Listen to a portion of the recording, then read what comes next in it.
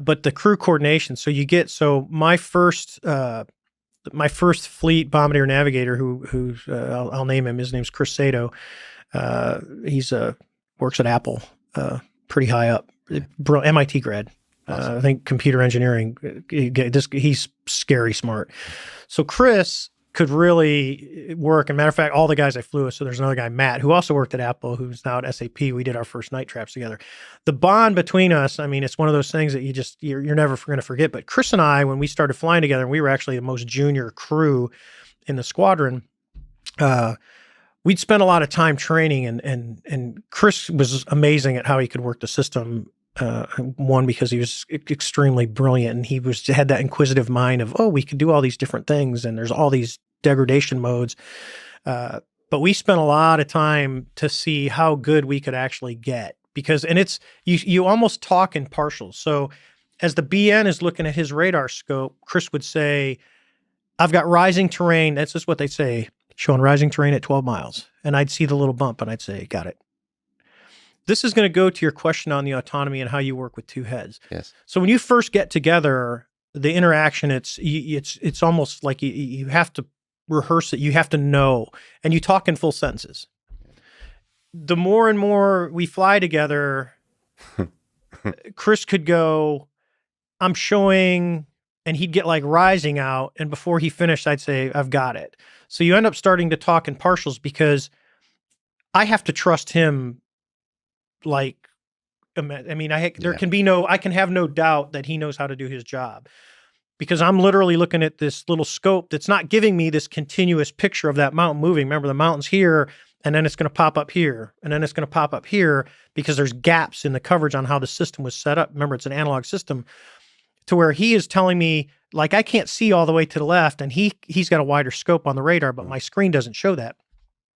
So he's telling me, start a left turn. How to avoid the mountain. Start a hard turn, and we would do that. So my truck— And this is all happening quick? Very quick. Well, we would typically fly between 420 and 480 knots of ground speed. How many miles an hour? 420 is 7 miles a minute. Okay. Or between 7 and 8 miles a minute is what you're flying. That's fast. At night. I mean, I broke out of clouds. I mean, I remember him and I flying.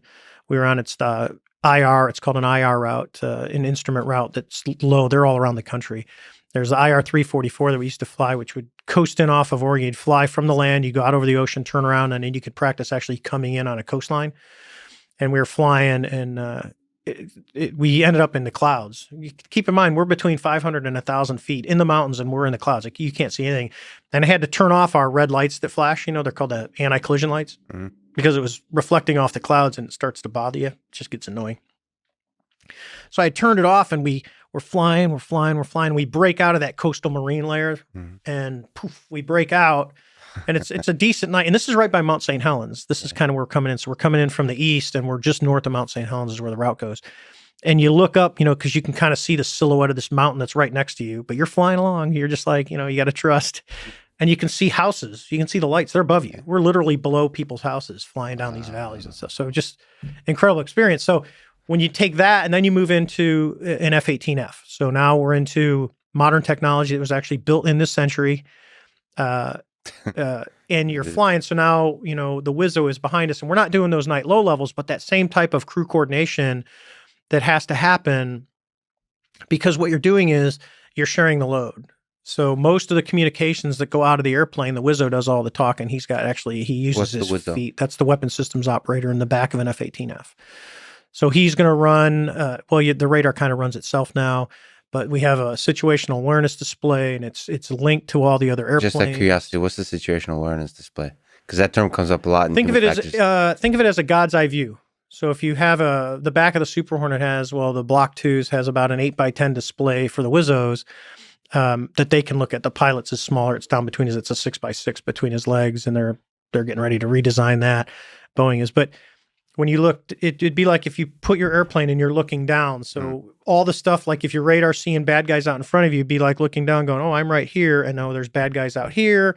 And my wingman is over here. And it shows everything. It's just like, it gives you can look at that display and go, oh, okay, I can see where everything's at. I can see if one guy's trying to target another guy. It shows you all this. It's an incredible amount of knowledge that comes up for the crews to maintain the overall picture of what's going Yeah, on. the big picture sense of what's going on. Because it's happening so fast.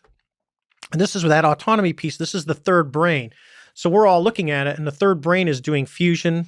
It's pulling stuff together, going, oh, this is all this guy, this is this guy, this is this guy. It's sending it out through the link. So all the airplanes are talking to each other through this digital network, that we don't even see. It just says, that airplane says, hey, I'm over here. And it tells us, and we go, oh, he's right there.